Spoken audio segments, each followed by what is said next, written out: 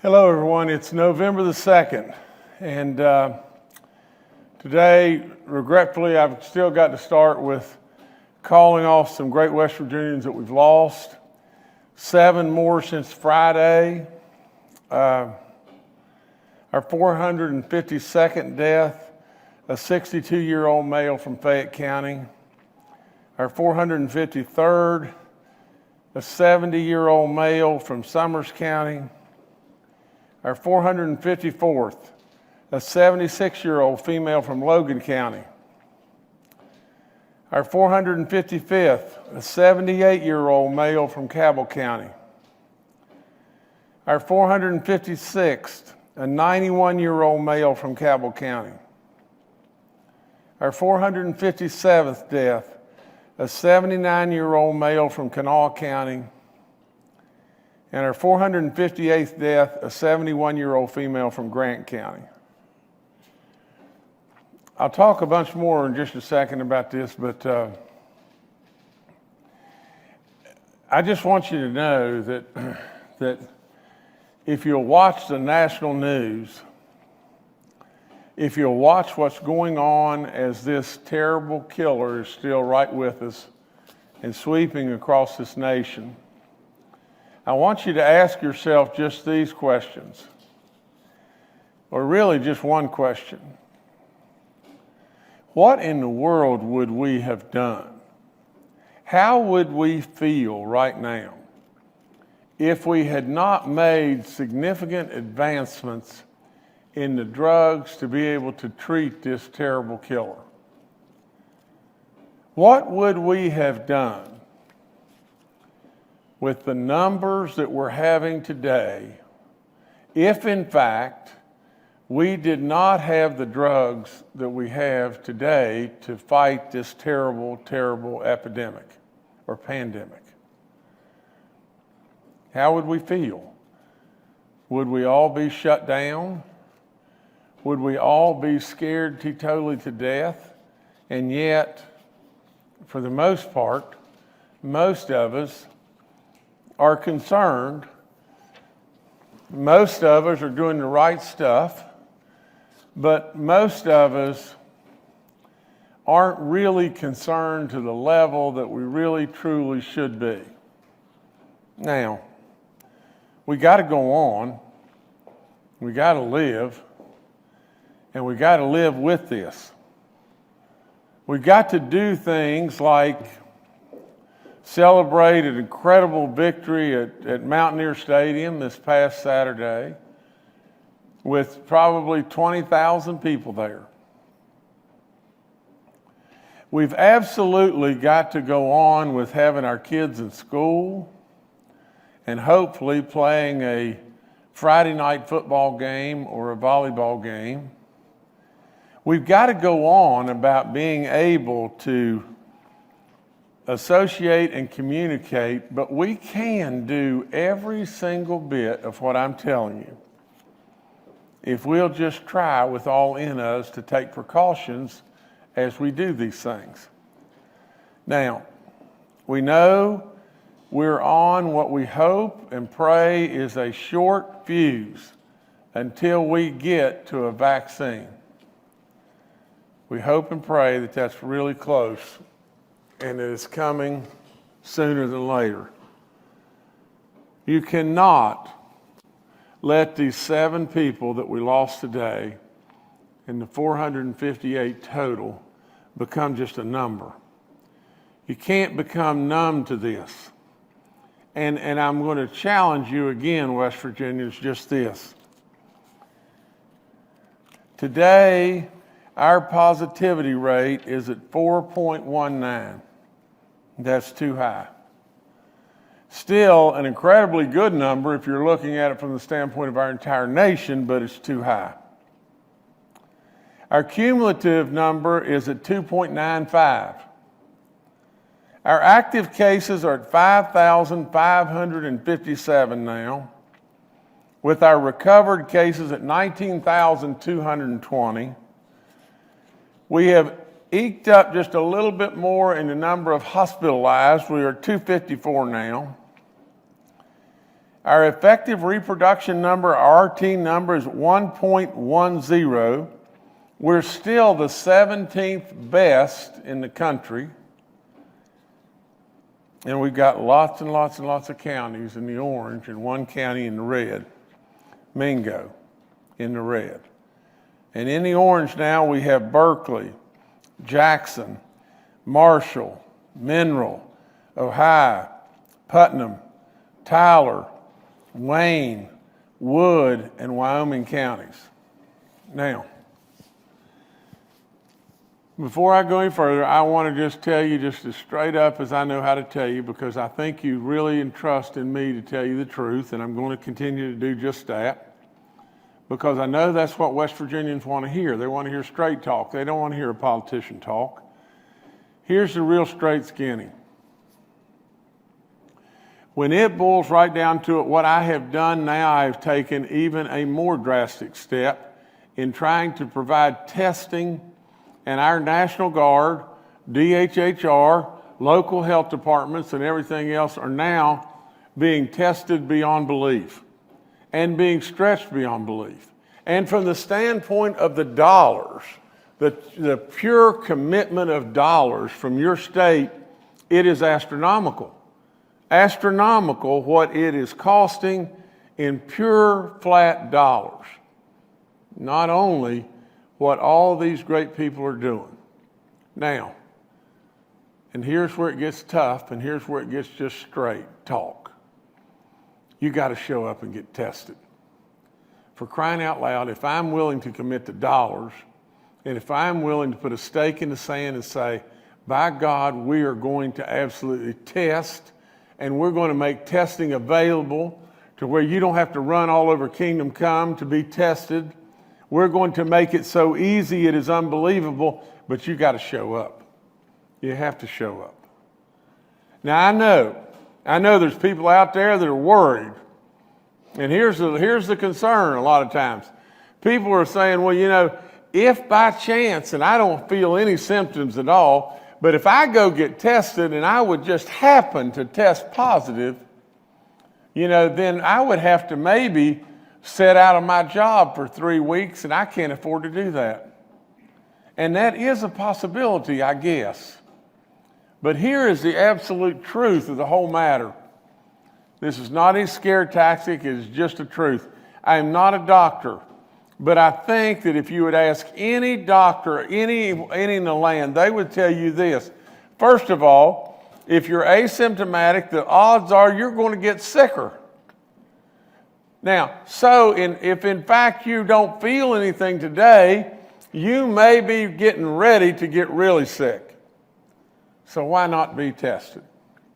The second thing is just this, is if you don't ever feel any symptoms of sickness and you are asymptomatic, you're infecting your loved ones and they may very well die. So why not be tested? And the other thing is, if you don't ever feel any symptoms and you would not ever infect anybody else, which is totally impossible because you will infect others. If you don't feel any symptoms, though, at all, absolutely down the road, the probability of you months later developing some level of problem, a heart problem or a lung problem or whatever, a chronic problem that you could have avoided by getting tested and getting some level of treatment now. Why not get tested? Now look, if Jim is willing to absolutely commit the resources and to push our National Guard and our health department and our DHHR and all the people to really get after it, you got to show up.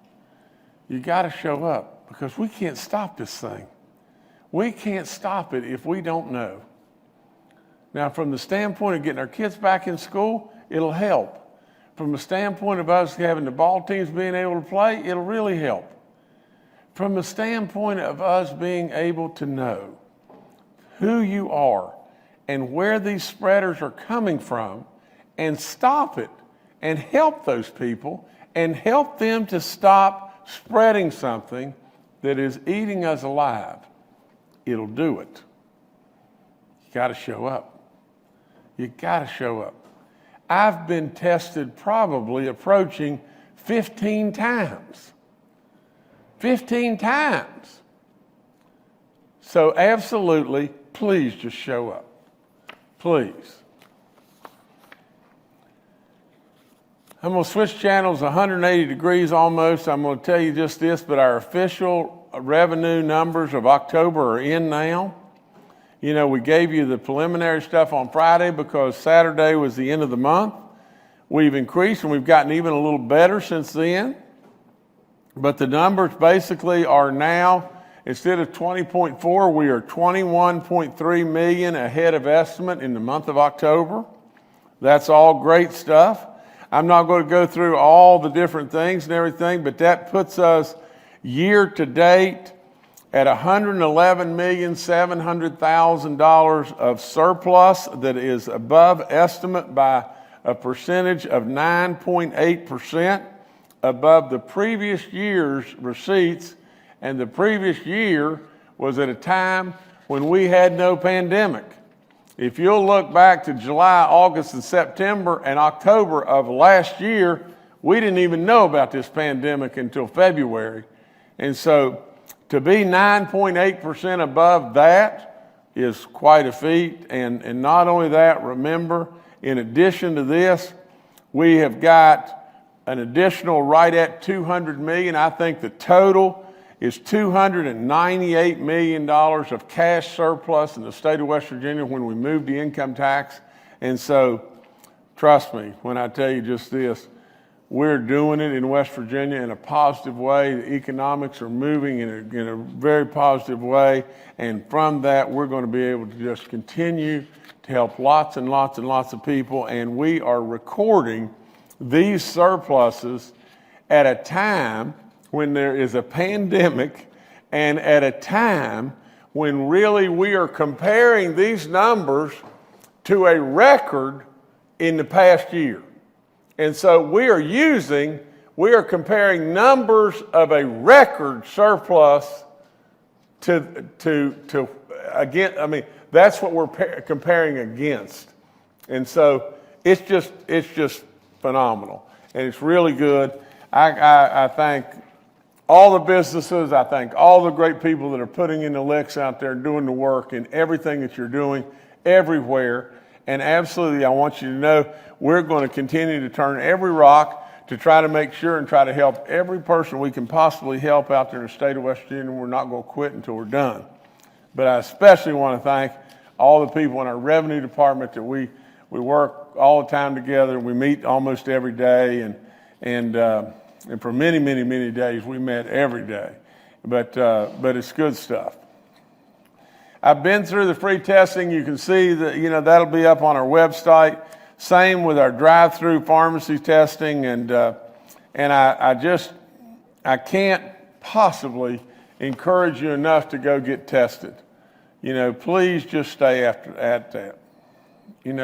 I did want to read that. I read through all of them. Okay. The Saturday education map. On the Saturday education map, we had 1 county in the red, 5 in the orange. They were at Berkeley, Morgan, Upshur, Wayne, and Wyoming counties, and 10 in the gold. And I'm not going to read through all of them right now. We had 23 outbreaks in our schools. We have 95 confirmed cases in the public schools that are reported to the Department of Ed. That's a very, very low number, but we want it to be 0. And we continue to try to make that atmosphere the very, very best we can possibly make it. Our long-term care facilities, we have 47 outbreaks there. We have 15 outbreaks in our churches in 12 counties, and I always want to read these counties because I think it's really important to the people in these counties to be super, super careful, super careful. That's Cabell, Doddridge, Kanawha, Lewis, Mingo, Monroe, Raleigh, Ritchie, Tyler, Wayne, Wetzel, and Wood counties. All of them, have outbreaks in churches right now. We've got to be super careful. Keep a pew in between you. wear your mask, wear your mask, and wear your mask, and absolutely just be really, really careful. If you happen to be an elderly person, think about it. Maybe it's a time to take your online service or take your services online, and just be really careful. I mean, we can still go to church, we can still go to a ball game, we can still do these things if you'll just absolutely protect yourself and don't become numb to the whole situation, because and I know too that you go places and people ought to have masks on, and they don't. And absolutely, you don't want to challenge people and everything else, but wear your mask and really, I don't think that it hurts anybody to stand up and just say, you guys ought to have your mask on. I mean, that's not a great big deal. From our corrections, there have not been any active inmate cases since Thursday. We still have 10 active staff cases. I want to remind you over and over about the flu vaccines. We're just under $169 million that has been awarded to our cities and our counties. We continue to take the applications and continue to process and get those dollars, awarded and in the pipeline going back to the cities and counties. I think that's been, I know it has been a lifesaver beyond belief to our cities and counties, and so we just want them to continue to thrive. I've had the opportunity to give a few grants away. I gave away a $500,000 grant today in Rainelle for their sidewalk reconstruction and everything there, and that community has been through what and back. I mean, you just think about it. They had a derecho that hit in 2012, which absolutely went right through the middle of that town. Then in 2016, they had the horrible flood that we all know and experienced and everything. And then right behind it, they had snow blizzards and everything, and now a pandemic. So, I mean, that little community has really faced a lot of adversity. I've got a great friend there that served as our mayor for many years and did a phenomenal job, and it's Andy Pendleton. It's the captain of my detail in the state police, Drew Pendleton. It's his mom. She was there today, and really, really happy about the grant money that we got for the sidewalk, and FEMA came through, on 3 generators that are coming into the town, and that little town is coming back to life and everything. It's a beautiful little community, so I'm really, really tickled for any of our communities to come back and just do more and more and more, because it's great for our residents, but it's great for tourism, so many different things. Last thing I'm going to report to you is we got the CARES money that is the $25 million is set aside, for the March 1st through July 31st payment.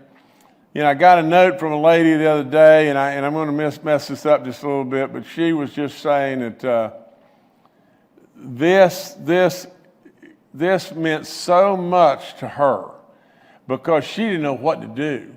She had these delinquent bills, and she didn't know where to turn or what to do. And she said, she just made reference to the fact that tears were running down her face, and she was just so happy that this absolutely helped her and helped so much. Honest to goodness, I don't know how it gets any better than that. Really and true, when we're able to help somebody, I mean, I've said it 1,000 times. When you're able to absolutely help someone, I don't know why anybody could want any more.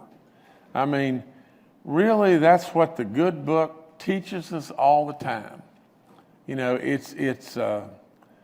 It's so significant to be able to just reach out a hand.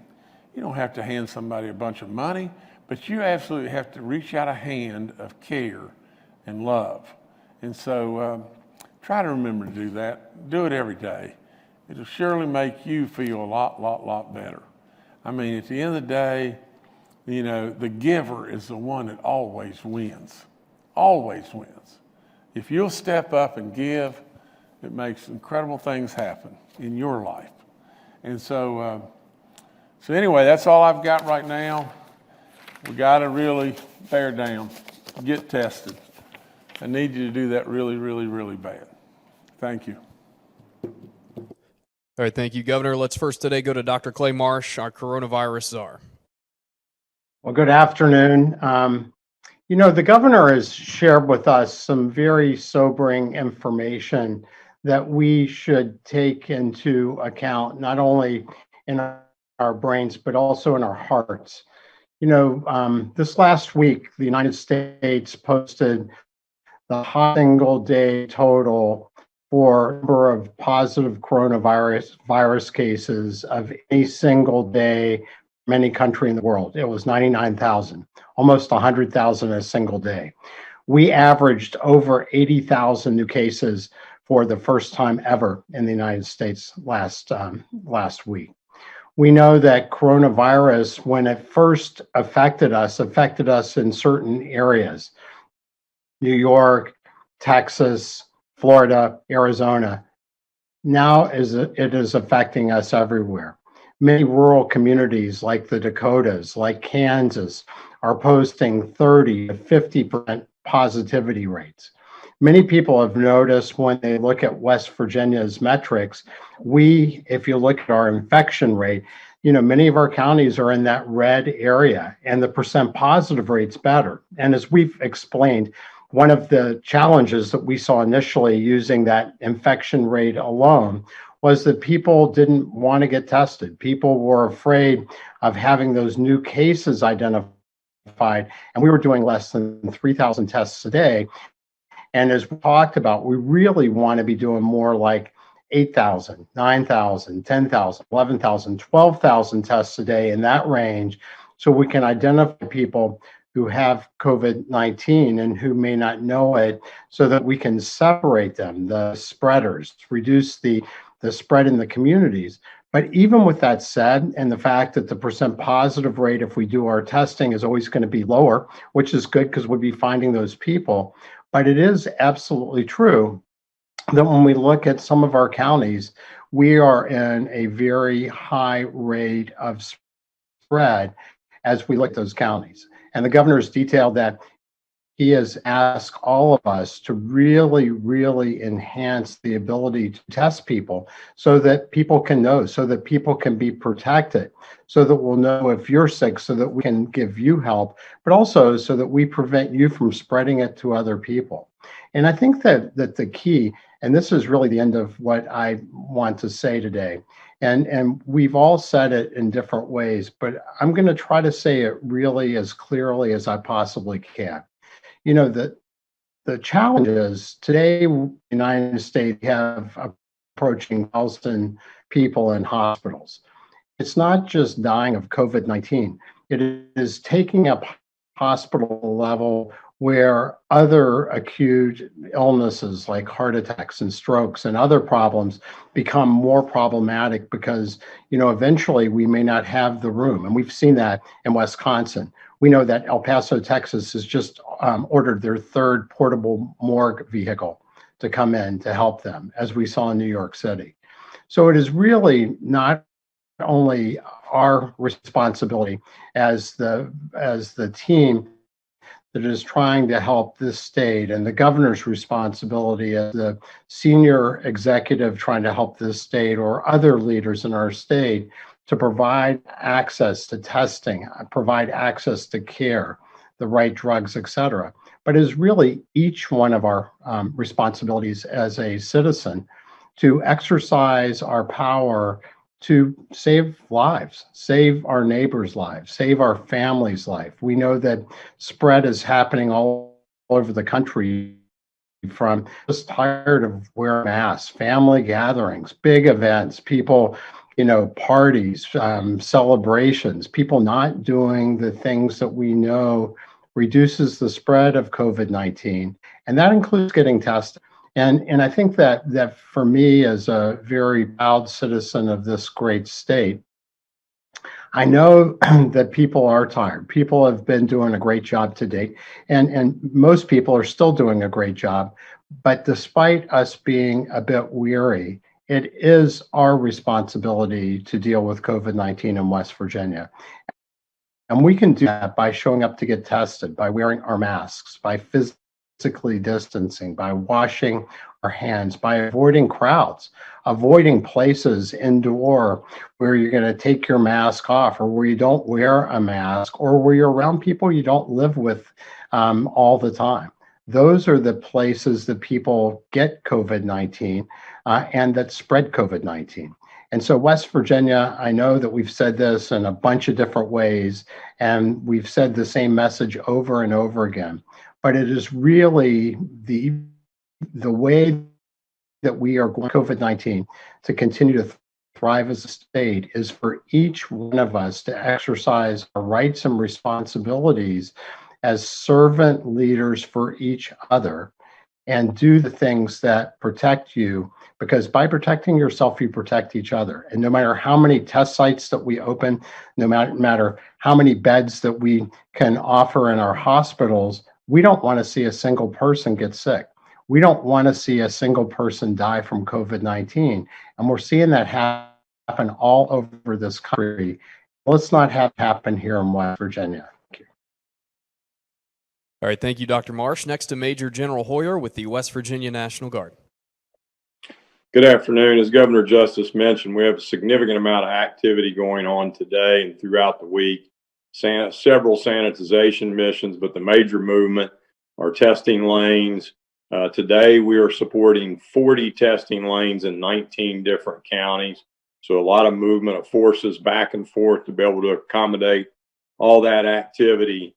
A lot of logistical support going on in place behind the scenes. In addition, we have 80 service members who are supporting local health departments with contact tracing and epidemiology support. And as we approach the election, we have 10 National Guard personnel on state status supporting the Secretary of State's office and the State Office of Technology with cybersecurity initiatives to protect our election.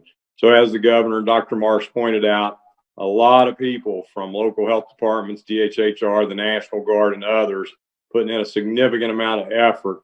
Please go out and take advantage of the testing, and please wear your mask, and let's continue to mitigate this spread. Thank you. All right, thank you, General Hoyer.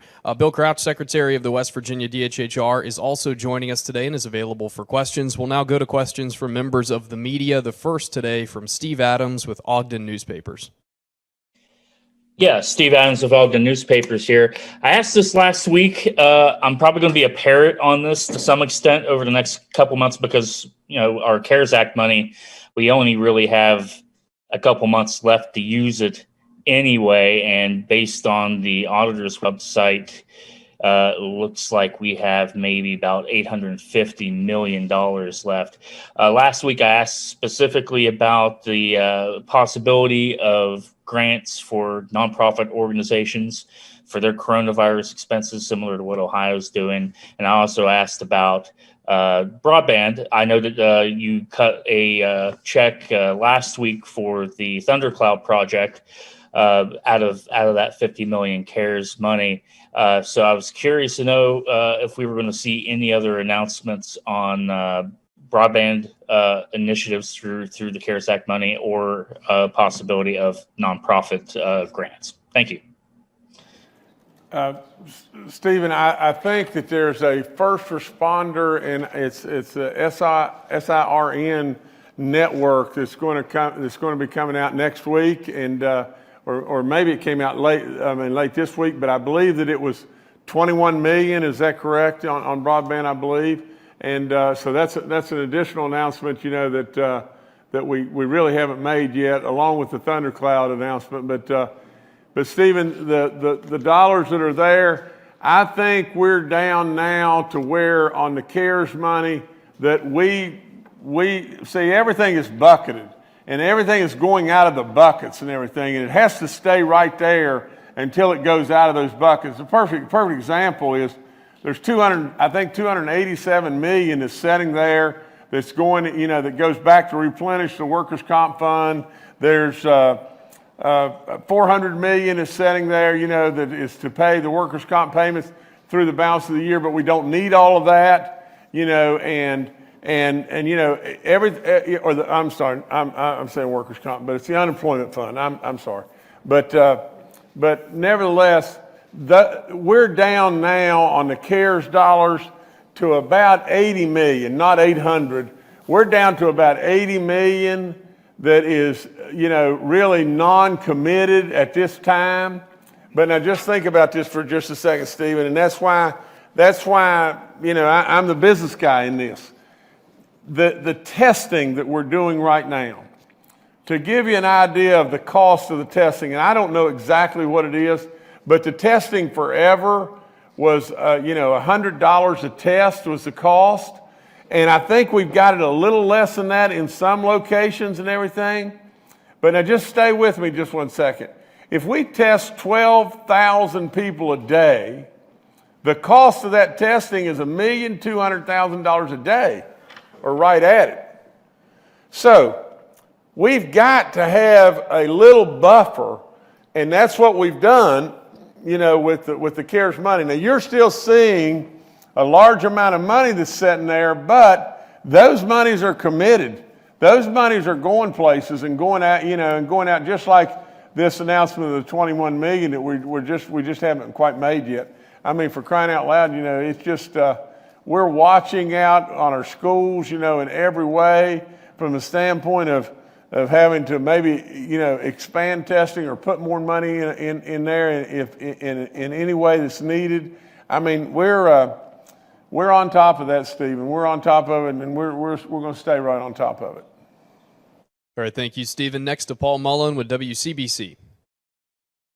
Good afternoon, Governor. Good afternoon, everyone. A question for Major General Hoyer. I know this is not directly COVID-19 related, but with the elections tomorrow, there are some concerns out there that there could be some uprisings and not so nice activities going on around the country.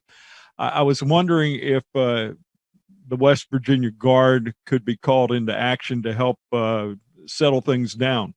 General? So, Paul, we're always prepared for missions that we're asked to do, but I would tell you it goes back to, if you're talking about West Virginia specific, it goes back to early on in the pandemic when people were concerned about whether we needed support to law enforcement for issues early on. West Virginians are pretty daggone good about taking care of each other and doing what they need to do, and we don't see any particular need at this time right now for any National Guard support to law enforcement in the state of West Virginia, and we don't see that we would be tasked for anything outside of the state of West Virginia. All right, thank you, Paul. Next to David Beard with the Dominion Post. Hi, I'm passing along a question from some readers who are curious about tomorrow. Are any of the schools that operate as polling places in danger of being closed tomorrow, either because of outbreaks or because of their map color? And then conversely, if not, what steps do you take to keep those places open on election day? Thanks. Okay, Bill, maybe could you take this, or do you know more about this than I? Yes, sir, Governor. I know of no schools, if I understand the question properly, no schools that are going to be closed for voting, that are utilized for voting because of cleaning the schools, maybe because of an outbreak. If I understand your correction or your question correctly, David, there are no schools that I'm aware of. We'll double check that. It's a good question, but most of the school cleaning has been done in individual classrooms. Schools are rarely closed down entirely.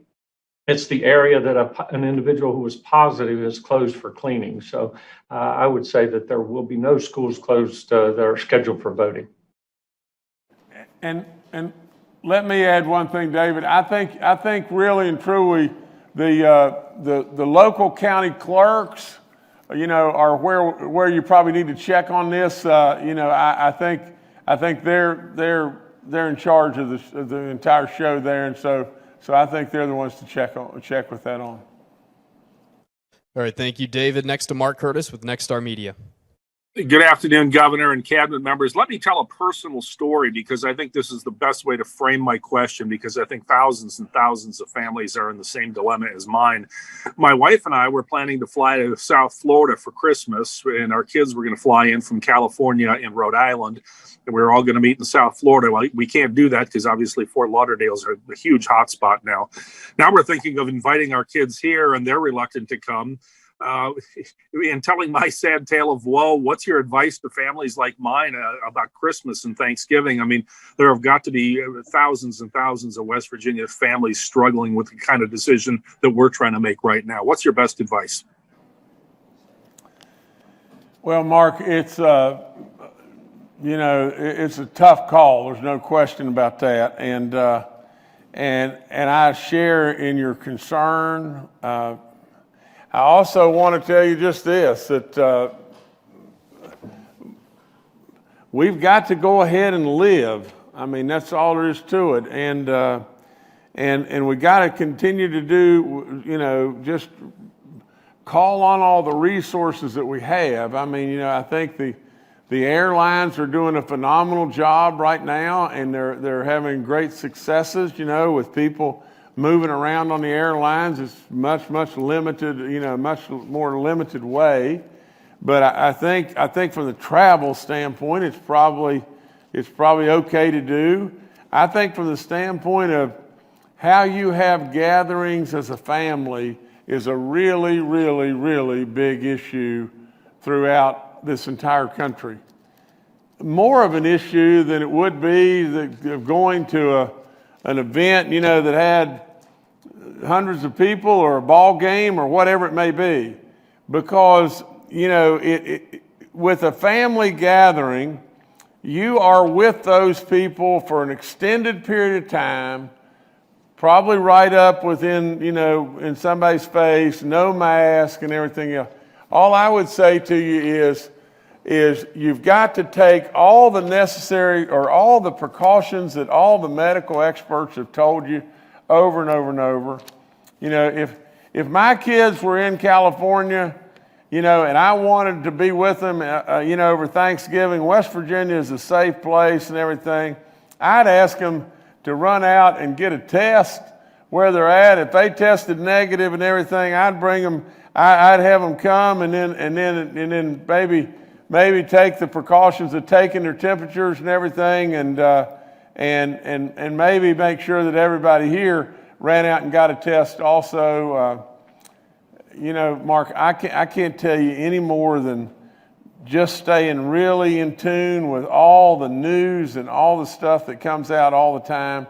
It's a heck of a tough decision. I mean, it's just tough stuff. And, and in my situation, no matter what I tell you, I can't be right about anything, that I tell you absolutely 100%. But I would tell you that the downside of us all just crawling in a hole right now, the downside has big time repercussions too. And so we got to just do the best we can do. I mean, that's just when it really boils right down to it. Take every precaution you can take and do the best that we can do. I don't have a magic bullet. I don't have a magic cure. But I can report one other thing really quick, and that's just this. I had a conversation that was night before last with a gentleman that's a really very distinguished, high-ranking doctor at Johns Hopkins. And we were talking about, a vaccine, and you could tell all over him that he was just really worked hard and stressed to the max, and really sad about the number of people that they were losing and that they were dealing with and everything else. But he really had encouraging words on the fact that, and I think it was Pfizer, I'm not sure, but he thought they were going to be the first to come out with the first vaccine, and he was really encouraged that it wasn't very far away. And by not being very far away, maybe even as close as the end of November rather. but maybe it was coming out with the first absolute finished trial and everything. But we're getting closer, Mark. I can't tell you more than that. I know we all are suffering through the same thing. For crying out loud, it's just, nobody signed up for this deal. I mean, that's just all there is to it. It's a pandemic that a lot of us are walking around saying, it's not going to happen to me. It's not going to happen to me, and it's hard. It's hard to get some people to just be serious, and it's hard to get other people to not be numb about it and just think, I'm not going to pay attention to it. It's hard to get us to test. It's hard on our families, really hard. It's hard on all of us. So that's all I can give you. I'm speaking from my heart. I'm not speaking from a bunch of notes. I think, if you'll follow the best precautions that you can possibly follow, and know that if by chance, and God forbid that things don't work out and somebody does get sick and everything, there's drugs and there's people that are standing in the wings trying to help in every way there too. So I think we've got to keep on living, and that's just all there is to it. All right, thank you, Mark. Governor, I'll turn it back to you. I don't really have anything else. I made one note today, and the note was in regard to CARES monies that we have that we're setting on. I think you're still setting on between 60 and 80 million dollars, closer to 80, and that keeps going and going faster and faster and faster. If you look at our cities today, our cities and our counties, I think we're at 169 million. And I want to make just triple sure of that real quick. But at 169 million, and we started out and bucketed 200 million for them. And so I think that's not right. I'm not going to look through all this, but I think that was right. And so if you're at 169 million, you got to make it through November and December. And we only got $31 million to go right there. So as we do this, these dollars are sitting there in buckets. It is preposterous to think, that you got hundreds and hundreds of millions of dollars just sitting there. That's ridiculous, and we don't have that. But what we've got is what I told you. We've got about $80 million plus or minus, that's sitting there. We've got a daily potential spend. If we really test 12,000, and we really should try to test 20,000, but if we really test 12,000 people, not only, what will that give us? Well, here's what it'll give you. It'll give you West Virginia. It'll give you just this right, straight, period. It'll give you the ability to go to school faster. It'll give you the ability to play ball faster. But what it'll give you more than anything in the world, it will give you the ability to stop this thing. And it'll give you that ability because we will find people that are asymptomatic. Now, I got to say this one more time. West Virginia, from the standpoint of your governor, that is absolutely willing to commit as much as what we're talking about here could be $1,200,000 a day to facilitate and do this testing. Now, with all of that, if you don't show up because of things like, well, I don't want to know if by chance I could be positive. Well, the odds are you're going to know because you're going to get sick. And if you don't get sick, the odds are you're going to make somebody else sick. And the last thing is just as simple as just this, is you could very well be in a situation to where you don't get sick, and maybe you are fortunate enough that you don't make someone else sick. But down the road, their odds are astronomical against you from the standpoint that you could end up with some chronic problem, a heart or a lung problem that could follow you the rest of your life. There is no reason to not get tested. It takes no time. The effort that the National Guard and DHHR, the local health department, all the people that are doing it, the effort that these people are doing and the monetary effort that is going on right now, if you'll just go get tested, it's simple as mud, but if you don't, I don't know what else I can do from the standpoint of trying to slow this thing down. You got to help me. You got to help me from the standpoint of the superintendents or the coaches or, you know, the local fire department or the, you know, first responders or the media or whomever. You got to help me go get people tested. And so with all that, the only note I made was the cost of the testing. And I would tell everybody, tomorrow you have the ability in this state to exercise a right that countries will absolutely go to war over, and they will fight to the death over. You have the ability to go vote. Now exercise that ability. Exercise the right of who we are as Americans. Go vote. It is an absolute incredible honor that we have in this country, and exercise that right. But we'll be back to you real soon, and let's just hope and pray, you know, that some way we're going to continue to get through this. Thank y'all.